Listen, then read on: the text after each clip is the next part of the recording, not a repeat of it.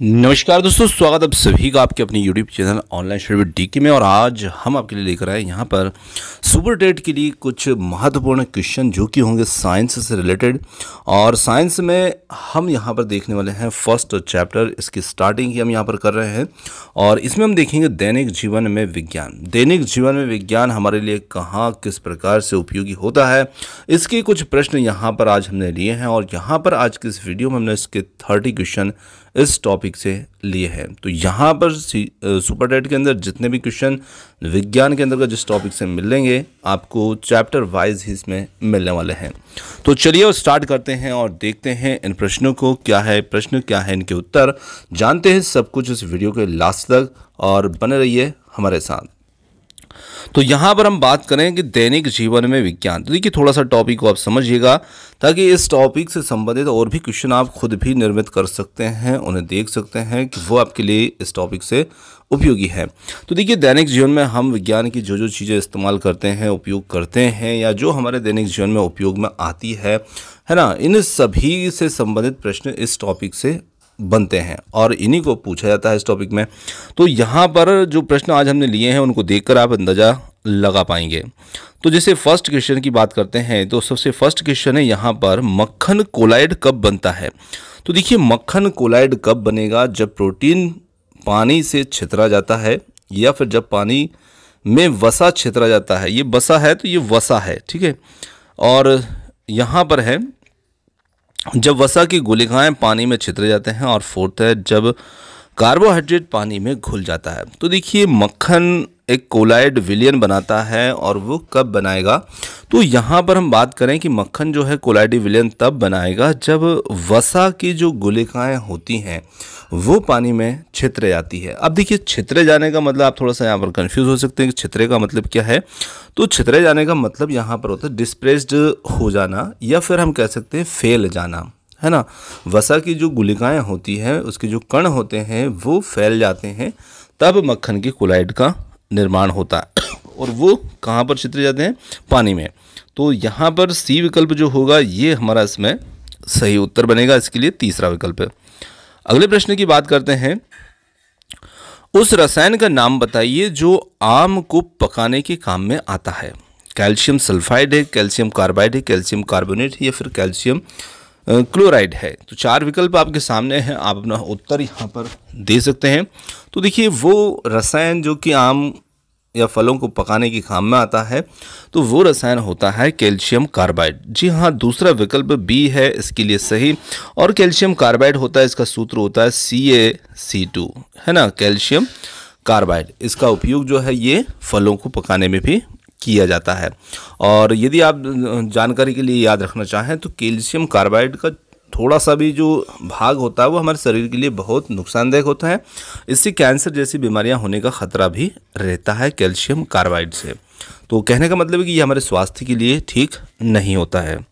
चलिए आगे बढ़ते हैं। ठोस कार्बन डाइऑक्साइड को रिक्त स्थान कहते हैं। तो बहुत अच्छा सरल सा प्रश्न है। ठोस CO2 या ठोस कार्बन डाइऑक्साइड को हम क्या कहते हैं, हाइपोबोरिक फिटकरी या शुष्क बर्फ या सूखी बर्फ। तो डी विकल्प हो जाता है इसके लिए हमारा सही उत्तर, जिसे हम कहते हैं शुष्क बर्फ या ड्राई आइस के नाम से भी इसे जाना जाता है। अब देखिए शुष्क बर्फ जो होती है ये है CO2 गैस, पर ये कैसी है, ठोस रूप में है। तो गैस ठोस रूप में कब आ सकती है, तो जब हम गैस का जो दाब है वो बढ़ाते हैं और उसका जो ताप है वो कम करते हैं, तो उस कंडीशन में गैस द्रव अवस्था में आएगी और द्रव अवस्था से फिर ठोस अवस्था में आ जाएगी यदि हम उसका तापक्रम कम करते जाएंगे। तो यहाँ पर CO2 गैस को ठोस रूप में लाया जाता है और उसी को शुष्क बर्फ कहा गया है। चलिए आगे बढ़ते हैं। निम्नलिखित में से कौन सी गैस को हास्य गैस कहते हैं। देखिए हास्य गैस मतलब ऐसी गैस है जिसको सूंघते हैं और इससे हंसी आती है, और इस गैस को कहा जाता है हास्य गैस। अब यहाँ पर चार विकल्प हैं, इनमें से कौन सा हमारा उत्तर होगा। नाइट्रस ऑक्साइड है, नाइट्रोजन परऑक्साइड है, नाइट्रोजन नाइट्रिक ऑक्साइड है।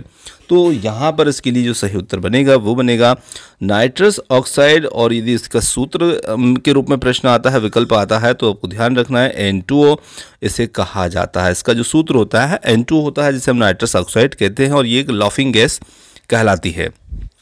अगला प्रश्न है, निम्नलिखित में से कौन दूध के खट्टे होने को प्रेरित करता है? तो यहाँ पर है एसिटिक अम्ल, सिट्रिक एसिड, एस्कॉर्बिक एसिड या फिर लैक्टिक एसिड।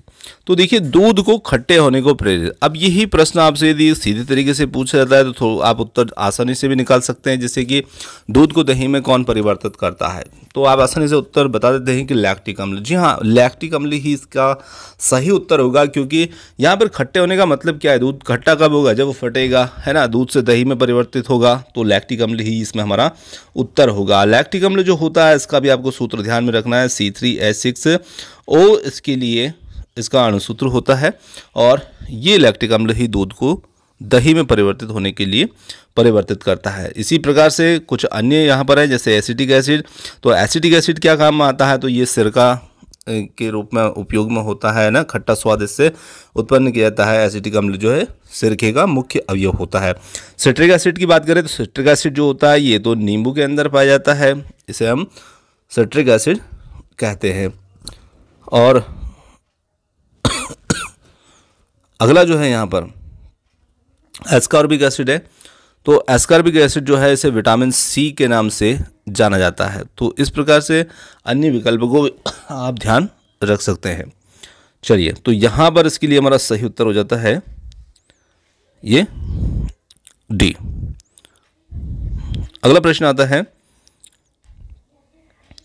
निम्नलिखित में से किसका प्रयोग प्रकाश के उत्पादन में धातुओं की वेल्डिंग करने में होता है? तो यहाँ पर है इथिलीन एसिटिलीन ग्लाइकोल ऑक्सैलिक अम्ल। तो देखिए जिसका उपयोग प्रकाश के उत्पादन और धातुओं की वेल्डिंग करने में किया जाता है तो वो यहाँ पर रहेगा एसिटिलीन। विकल्प बी इसके लिए सही होगा। आगे बढ़ते हैं, अंतरिक्ष यानों में ईंधन को जमने से बचाने के लिए किसका प्रयोग किया जाता है?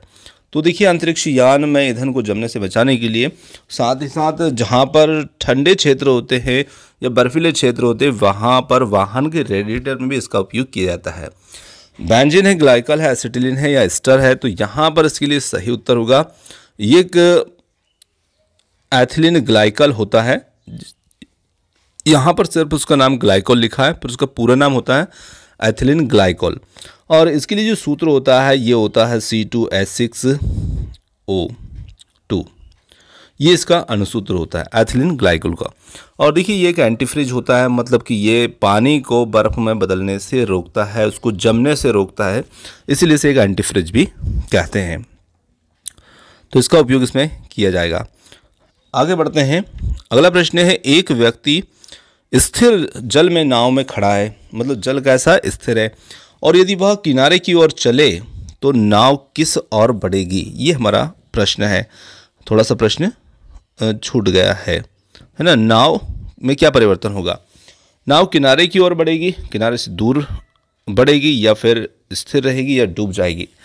तो देखिए जब व्यक्ति जो है नाव में खड़ा है, ठीक है, जैसे मान लीजिए व्यक्ति है नाव में खड़ा है, किनारा है यहाँ पर, तो व्यक्ति किनारे पर जैसे जाएगा इस ओर, तो नाव किधर बढ़ेगी? तो नाव किनारे से क्या होगी? दूर बढ़ेगी, क्योंकि व्यक्ति किधर ओर जा रहा है? व्यक्ति किनारे की तरफ चल रहा है, तो नाव को लगेगा धक्का और क्रिया के प्रति विपरीत प्रतिक्रिया होगी, और यहाँ पर नाव जो है किनारे से दूर बढ़ेगी। और इसके लिए जो विकल्प बी होगा वो इसमें हमारा उत्तर होगा, क्योंकि यहाँ पर न्यूटन की गति का तृतीय नियम जो है वो लग रहा है, और जिसमें प्रतिक्रिया के बराबर परंतु विपरीत दिशा में प्रतिक्रिया होती है। तो उसी प्रश्न के हिसाब से यहाँ पर प्रश्न है, उसी नियम से प्रश्न है, तो आपको ध्यान रखना है। अगला प्रश्न आता है, किस ताप पर पानी का घनत्व जो होता है सबसे ज़्यादा होता है या अधिकतम होता है? 4 डिग्री सेंटीग्रेड है, 0 डिग्री है, -4 डिग्री है, -8 डिग्री है। तो यहाँ पर आपका उत्तर ध्यान में रखना है कि 4 डिग्री सेंटीग्रेड जो होता है इस पर पानी का घनत्व जो होता है वो सबसे ज़्यादा होता है। इससे आगे हम इसको गर्म करते हैं तो ये इसका घन परिवर्तित होता है। तो यहाँ पर हमारा उत्तर होगा 4 डिग्री सेंटीग्रेड। अगला प्रश्न है, मथने के पश्चात क्रीम का दूध से पृथक हो जाने का कारण क्या है? तो मथने के पश्चात क्रीम का दूध से पृथक हो जाने का कारण गुरुत्वाकर्षण बल, संसंजक बल, अपकेंद्री बल या फिर डी है, उपरोक्त में से कोई नहीं। तो यहाँ पर हमारा सही उत्तर इसके लिए बनता है, वो बनेगा यहाँ पर अपकेंद्री बल, और विकल्प सी जो होगा ये यहाँ पर उत्तर होगा। चलिए, प्राकृतिक रबर एकलक होता है। तो देखिए, प्राकृतिक रबर जो है ये किसका एकलक होता है? नियोप्रीन, आइसोप्रीन, टेरिलिन या फिर आर्लन का? तो यहाँ पर उत्तर होगा हमारा आइसोप्रीन, और ये आइसोप्रीन का एकलक होता है। अब देखिए, रबर जो होता है ये क्या होता है? ये एक विशिष्ट जाति के पेड़ होते हैं जिनसे लेटेक्स प्राप्त किया जाता है ना, और इसी से रबर जो होता है बनाया जाता है। अब रबर को कभी कभी सल्फर मिला करके गर्म करते हैं और उस रबर का उपयोग जो है वल्कनीकृत रबर के रूप में किया जाता है। तो यहाँ पर विकल्प 20 के लिए सही उत्तर होगा। अगला प्रश्न है, रदरफोर्ड के अल्फा कण प्रकीर्णन के परिणाम स्वरूप किसको खोजा गया था या किसकी खोज की गई थी? प्रोटॉन का, परमाणु में नाभिक का, इलेक्ट्रॉन का, या फिर डी है परमाणु द्रव्यमान का? तो यहाँ पर हम कह सकते हैं कि यहाँ पर जो खोज की गई थी ये की गई थी परमाणु में नाभिक की खोज की गई थी। नाभिक का पता इसमें चला था, है ना। तो यहाँ पर रदरफोर्ड ने अल्फा कण प्रकीर्णन किया था और इसी के दौरान इसका पता इसमें चला था परमाणु के नाभिक का। विकल्प 20 के लिए सही उत्तर होगा। अगला हमारा प्रश्न है, रेशम पालन क्या कहलाता है? एपीकल्चर, पीसीकल्चर, सेरीकल्चर या एग्रीकल्चर? तो इसके लिए सिंपल सा प्रश्न है, सेरीकल्चर जो होगा ये हमारा इसमें सही उत्तर होगा। चलिए आगे बढ़ते हैं अगले प्रश्न की ओर। चींटियों के अध्ययन को क्या कहते हैं? तो देखिए, चींटी के अध्ययन को क्या कहते हैं? मर्मिकोलॉजी, हर्पेटोलॉजी, निमेटोलॉजी या फिर नीडोलॉजी? तो यहाँ पर हमारा सही उत्तर जो होगा वो होगा, चींटियों के अध्ययन को कहा जाता है मर्मिकोलॉजी। ठीक है, इसे एक और नाम भी कहा जाता है पिपली का विज्ञान भी कहते हैं, पिपली का विज्ञान या मर्मिकोलॉजी। अब देखिए, ये इसमें हमारा उत्तर होगा। यदि हम बात करें हर्पेटोलॉजी की, तो इसके अंतर्गत हम सरीसृप जो वर्ग होता है जिसमें उभयचर, रेप्टाइल आदि आते हैं, इनका अध्ययन करते हैं। नेमेटोलॉजी के अंतर्गत हम नेमेटोड्स का अध्ययन करते हैं और नीडोलॉजी के अंतर्गत हम पक्षी के घोंसलों का अध्ययन करते हैं। तो इस प्रकार से हमारा यहाँ पर सही उत्तर होगा पहला विकल्प। अगला प्रश्न आता है, साबुन क्या है? साबुन निम्न श्रेणी के वसाम्लों के एल्कली धातुओं के लवण है या फिर डोडेशिल बेंजीन सल्फोनेट है? सी, उच्च श्रेणी वसाम्लों के एल्कलाइन धातुओं के लवण है या उच्च श्रेणी वसाम्लों के एल्कली धातु के लवण है? तो यहाँ पर यदि हम देखें तो साबुन जो होते हैं ये उच्च श्रेणी के वसा अम्ल के अल्केली धातुओं के लवण होते हैं और विकल्प डी होगा इसके लिए यहाँ पर सही। अगला प्रश्न है, निम्नलिखित में से मानव निर्मित रेशों में से कौन सा कृत्रिम रेशम कहलाता है? एक्रेलिक, यहाँ पर एक्रेलिक है ये, नायलॉन, पॉलिएस्टर, रेयान। तो यहाँ पर देखिए कौन सा कृत्रिम रेशम कहलाता है, तो वो यहाँ पर होगा रेयान और विकल्प डी इसके लिए सही उत्तर होगा। रेयान जो होता है ये सेल्यूलोज से निर्मित एक फाइबर होता है और ये एक प्राकृतिक रेयान का जो प्राकृतिक स्रोत कास्ट लुगदी से इसको प्राप्त किया जाता है। अगला प्रश्न है, एक आदमी सुनार बनकर घर घर जाता है, लोगों के पुराने स्वर्ण आभूषणों की चमक को फिर से लौटाने का वचन देता है। उस पर विश्वास करके एक महिला अपने सोने की चूड़ियां उसे दे देती है, जिन्हें वह एक घोल में डालता है। चूड़ियां तो चमक जाती है पर उनका भार काफ़ी कम हो जाता है। तो इस धोखेबाज के द्वारा जो प्रयोग किया गया घोल संभवतः हो सकता है। देखिए, सोने को उसने क्या किया, गलाया घोल में। तो सोने को घोल लिया, सोने को क्रिया कर ली, तो वो अम्ल कौन सा होता है? तो देखिए, HCl है, सांद्र HCl और HNO3 का मिश्रण है।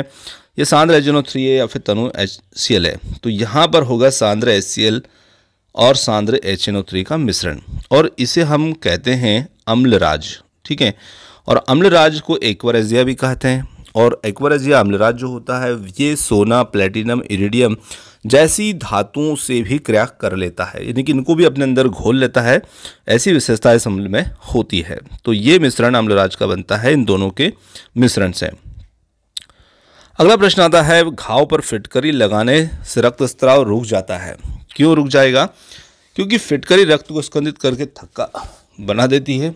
फिटकरी घाव के आसपास के तापमान को कम कर देती है। फिटकरी एक प्रतिरोधी है या फिर फिटकरी का टुकड़ा घाव को ढक देता है। तो देखिए, फिटकरी रक्त के स्कंदित करके थक्का बनाने में मदद करती है और इस प्रकार से वो घाव से खून का बहना रुक जाता है। विकल्प ए इसके लिए यहाँ पर सही होगा। विद्युत यंत्रों में बैकलाइट का प्रयोग किया जाता है क्योंकि ये ऊष्मा का सुचालक है, विद्युत का सुचालक है, विद्युत का कुचालक है या एक थर्मोप्लास्टिक है। तो यहाँ पर हम कह सकते हैं कि विद्युत यंत्र में जो बैकलाइट होता है ये विद्युत का एक कुचालक होता है। तो विकल्प सी इसके लिए यहाँ पर इसका सही उत्तर होगा, विद्युत का कुचालक होता है। देखिए हमसे प्रश्न में क्या है, विद्युत यंत्र के बारे में बात की गई है कि विद्युत यंत्र में इसका प्रयोग क्यों करेंगे, तो ये कुचालक होगा। ठीक है, उस हिसाब से हमें यहाँ पर इसका उत्तर का चयन करना है। अगला प्रश्न है, घरों में प्रकाश स्रोत के रूप में एलईडी और सीएफएल दोनों का आमतौर पर प्रयोग किया जाता है, निम्न में से कौन सा कथन सही है। तो देखिए यहाँ पर 4 कथन इन दोनों से रिलेटेड दे रखे हैं। इनमें से पहचानना है एलईडी बेहतर है यानी कि अधिक अच्छा है क्योंकि सीएफएल में विषैले पदार्थ होते हैं। बी है दोनों ही एक समान अच्छे हैं। सी है दोनों में से कोई भी अच्छा नहीं क्योंकि दोनों में विषैले पदार्थ हैं। और डी है सीएफएल बेहतर अधिक अच्छा है क्योंकि एलईडी में विषैले पदार्थ होते हैं। तो देखिए यहाँ पर चारों विकल्पों को थोड़ा सा इस प्रकार से बदला गया है। तो आपको समझना है एलईडी बेहतर है क्योंकि सीएफएल जो होता है इसमें विषैले पदार्थ देखने को मिलते हैं, ये मरकरी को उत्सर्जित करता है। तो इस प्रकार से इसमें विषैला तत्व होता है और यहाँ पर एलईडी बेहतर होगा। पहला विकल्प इसके लिए यहाँ पर हमारे लिए सही होगा। चलिए आगे बढ़ते हैं। अपमार्जक जटिल लवण है किसके, सोडियम, कैल्शियम, कार्बन, मैग्नीशियम। तो अपमार्जक जो होते हैं ये सोडियम के जटिल लवण होते हैं और सोडियम या पोटेशियम के, ठीक है, पोटेशियम के उच्चवशीय अम्लों के सल्फेट या सल्फोनेट्स होते हैं और पहला विकल्प होगा इसके लिए सही। अगला प्रश्न हमारा आता है यहाँ पर, लेज़र की खोज किसने की। बहुत ही अच्छा प्रश्न है, लेज़र की खोज किसने की। लेज़र का फुल फॉर्म भी आपको ध्यान में रखना है। इसका फुल फॉर्म जो होता है वो होता है light amplification by stimulate emission of radiation. तो इसकी जो खोज करने वाले हैं W.K. रोजन है, ग्राडफे हाउसफील्ड है, थियोडोर मेमन है, अल्बर्ट आइंस्टीन है। तो इसके जो खोजकर्ता है वो है थियोडोर मेमन। विकल्प सी इसके लिए यहाँ पर सही होगा। अगला प्रश्न है, कपास बहुलक है किसका, सेलुलोज, रेयान, ग्लूकोज या फिर है फ्रैक्टोज का। तो देखिए कपास जो है वो सेल्यूलोज का बहुलक होता है और विकल्प ए इसके लिए सही उत्तर होगा। आगे बढ़ते हैं, निम्नलिखित में से कौन सा उत्पाद सड़क बनाने के काम में लिया जाता है, कोक, बिटुमेन, पैराफिन या फिर नेसुलिन। तो यहाँ पर उत्तर होगा बिटुमेन, जिसे हम एस्फाल्ट भी कहते हैं, है ना। तो ये एक काले रंग का वर्णक युक्त पदार्थ होता है और जिसको मिला करके, जिसको पिघला करके कंक्रीट में मिला करके सड़क का निर्माण किया जाता है, इसे हम कोलतार भी कह देते हैं। चलिए, तो विकल्प बी यहाँ पर इसके लिए सही उत्तर होगा। अगला प्रश्न है, विज्ञान नैसर्गिक वातावरण एवं हमारे शरीर में घटित घटना वृत्तांत अनुसंधान एवं व्याख्या है, उपरोक्त विज्ञान की परिभाषा किसने दी। तो ये जो परिभाषा है इसको देने वाले कौन है, तो यहाँ पर इसके लिए सही उत्तर होगा विकल्प सी, जैकबसन ने ये परिभाषा दी है और विकल्प सी इसके लिए सही है। आगे बढ़ते हैं, फोम के गद्दे एवं तकिए बने होते हैं, किसके बने होते हैं, पॉलीविनाइल क्लोराइड के, पॉलीयूरेथेन के या फिर पॉलीप्रोपाइलिन के और पॉलीस्टाइरीन के। तो यहाँ पर हम कह सकते हैं कि ये जो गद्दे होते हैं ये बने होते हैं पॉलीयूरेथेन के और विकल्प बी यहाँ पर सही उत्तर होगा। अगला प्रश्न है, निम्नलिखित में से किसका प्रयोग सौर सेल बनाने में नहीं हो सकता, सिलिकॉन, प्लैटिनम, गैलियम, जर्मेनियम। तो यहाँ पर हमारा सही उत्तर इसके लिए जो होगा, जिसका प्रयोग सौर सेल बनाने में नहीं हो सकता, वो है यहाँ पर प्लैटिनम और विकल्प बी इसके लिए सही उत्तर होगा। चलिए आगे बढ़ते हैं, पॉलीथीन निम्नलिखित में से किसका बहुलक है, एथिलीन, एथेन, मेथेन, एसिटिलीन। तो यहाँ पर पॉलीथीन जो है ये निम्न में से किसका बहुलक है, तो ये यहाँ पर बहुलक है एथिलीन का और विकल्प ए इसके लिए सही उत्तर होगा, एथिलीन, जिसका सूत्र होता है C2H4। ठीक है, तो एथिलीन पॉलीथीन का सूत्र हो जाएगा ये। अगला प्रश्न है, पैरासीटामोल है एक प्रतिपातक तथा दर्दनाशक या फिर केवल दर्दनाशक या फिर केवल प्रतिपातक प्रतितापक और डी है यहाँ पर प्रतिजैविक। तो देखिए प्रतितापक और दर्दनाशक। अब प्रतितापक का मतलब क्या होगा कि प्रतितापक जो होता है इसे हम कहते हैं ज्वरनाशक, ठीक है, और दर्दनाशक। तो पैरासीटामोल जो टैबलेट होती है, औषधि होती है, ये ज्वरनाशी के साथ साथ दर्दनाशी भी होती है और विकल्प ए इसके लिए सही होगा। अगला प्रश्न आता है घाव का जो अध्ययन होता है उसको क्या कहा जाता है? घाव के अध्ययन को क्या कहते हैं? तो इसे कॉलोलॉजी, ऑन्कोलॉजी, ट्रामेटोलॉजी या फिर डर्मेटोलॉजी। तो देखिए इसे हम कहते हैं ट्रामेटोलॉजी और विकल्प सी होगा इसके लिए सही उत्तर। आगे बात करें यदि हम, तो यहाँ पर ऑन्कोलॉजी कैंसर का अध्ययन है, डर्मेटोलॉजी त्वचा का अध्ययन है, तो बाकी विकल्प इस प्रकार से हमारे रहेंगे। दोस्तों यहाँ पर आज के जो हमारे 30 क्वेश्चन थे ये समाप्त होते हैं। और क्वेश्चन आपको कैसे लगे आप कमेंट्स करके ज़रूर बताइएगा। और वीडियो पसंद आया हो तो वीडियो को लाइक, शेयर, चैनल को सब्सक्राइब करना मत भूलिएगा। आपने जो समय दिया उसके लिए बहुत बहुत धन्यवाद। Thanks for watching. मिलते हैं जल्दी ही एक और नए किसी वीडियो के साथ। धन्यवाद।